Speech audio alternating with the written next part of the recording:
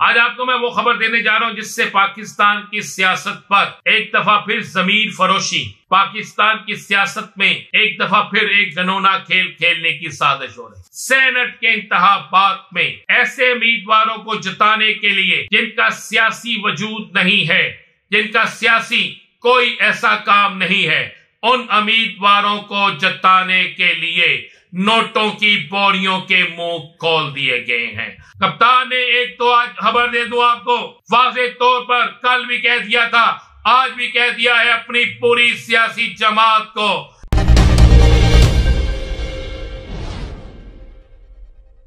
بسم اللہ الرحمن الرحیم، الصلاۃ والسلام علیک یا سیدی یا رسول اللہ، الصلاۃ والسلام علیک یا سیدی یا حبیب اللہ۔ تمام سننے والوں کو السلام علیکم، میں ہوں رانا عظیم اور آپ دیکھ رہے ہیں رانا عظیم آفیشل یوٹیوب چینل اور فیس بک پیج۔ آج آپ کو میں وہ خبر دینے جا رہا ہوں جس سے پاکستان کی سیاست پر ایک دفعہ پھر ضمیر فروشی، پاکستان کی سیاست میں ایک دفعہ پھر ایک گنونا کھیل کھیلنے کی سازش ہو رہی ہے۔ یہ ساری سازشیں کپتان کی رہائی کے بعد ختم تو ہو جائیں گی، یہ ساری سازشیں کپتان کے ریلیز ہونے کے بعد دم توڑ جائیں گی، لیکن سینٹ کے انتخابات میں ایسے امیدواروں کو جتانے کے لیے جن کا سیاسی وجود نہیں ہے، جن کا سیاسی کوئی ایسا کام نہیں ہے، ان امیدواروں کو جتانے کے لیے نوٹوں کی بوریوں کے منہ کھول دیے گئے ہیں۔ خبر دے رہا ہوں، 15 ارب میں ایک سینٹ کی نشست، یہ بڑے غور سے سننے والی بات ہے، 15 ارب میں ایک سینٹ کی نشست، 15 ارب ایک وہ رقم ہے کہ جس کے متعلق سوچا جا سکتا ہے، دیکھا نہیں جا سکتا، لیکن 15 ارب میں ایک سینٹ کی ٹکٹ اس زمن میں باقاعدہ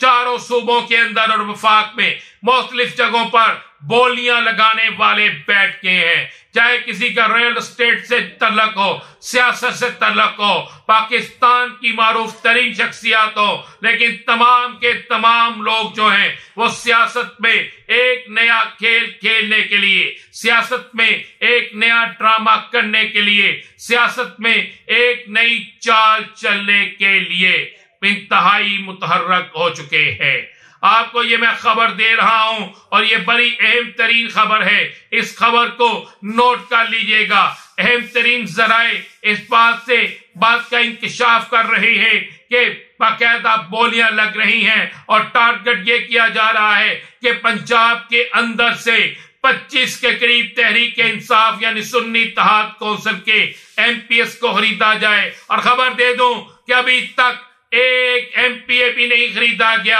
ابھی تک بوریوں کے منہ کھلے ضرور ہیں، لیکن تحریک انصاف کو خریدنا ممکن نہیں ہو سکا۔ اب سرکاری مشینری کا استعمال کرنے کی کوشش کی جا رہی ہے، اب سرکاری مشینری کے ذریعے دبانے کی کوشش کی جا رہی ہے، لیکن بڑے اہم ترین مرحلے میں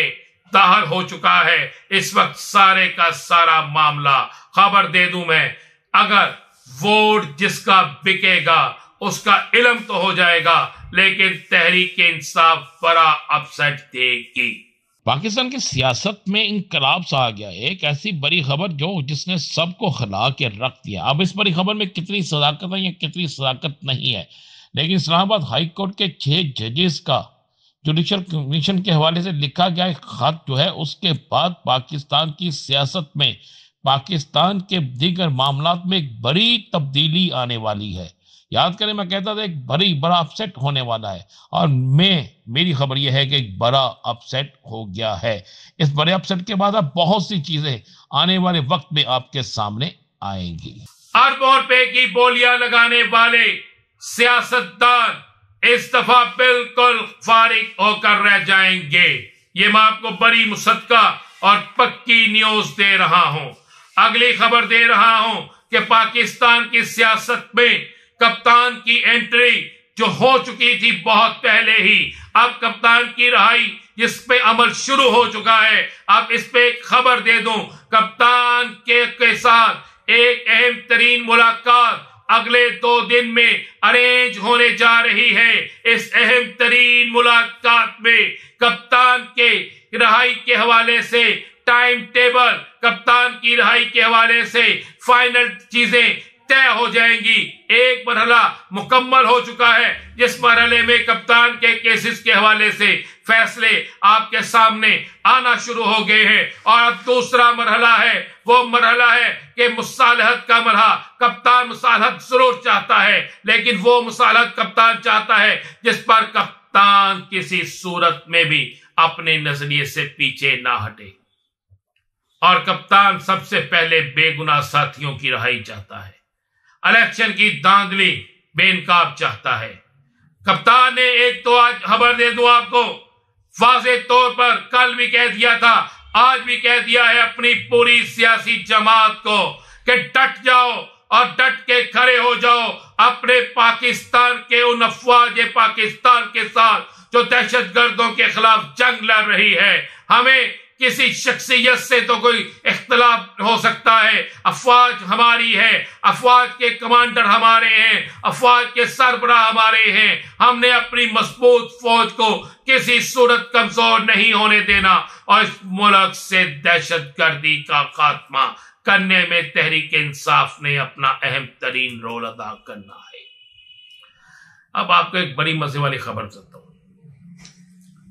ایک طرف کپتان کی رہائی، ایک طرف ووٹوں کی خریداری، اور ایک طرف ایک اور پلان بنا کے کسی طریقے سے تحریک انصاف کے اندر ایک اور راجہ ریاض جیسا شخص تیار کیا جائے، اور ایک اور راجہ ریاض تیار کر کے وہاں پر ایک بڑا فارورڈ بلاک بنایا جائے۔ آپ کو یہ میں کنفرم خبر دے رہا ہوں، اس سمن میں 13 اہم ترین لوگوں کے ساتھ رابطے کیے جاتے ہیں۔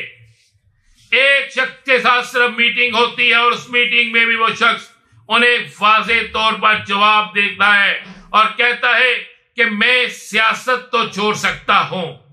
لیکن کپتان کے خلاف کسی صورت میں بھی، کسی جگہ پہ بھی میں نہ فارورڈ بلاک بناؤں گا اور نہ جاؤں گا، کیونکہ میں نے سیاست کرنی ہے۔ اور اس ملک میں سیاست کا اصول بن گیا ہے کہ جو لوٹا ہوگا اس کا سیاست میں کوئی رول نہیں ہوگا۔ اب ایک اور بڑی خبر دینے جا رہا ہوں، مزے کی خبر۔ یاد کریں میں نے آپ سے کہا تھا کہ مسلم لیگ نون ٹوٹ گئی ہے۔ اگلی خبر آپ کو دے رہا ہوں، 13 مسلم لیگ نون کے اہم ترین رہنماؤں کو صرف شو کاز نوٹس نہیں، ان کی پارٹی رکنیت ختم کرنے کا فیصلہ ہو گیا ہے، جس میں ایک سابق وزیر اعظم، ایک سابق گورنر، ایک مشیر خزانہ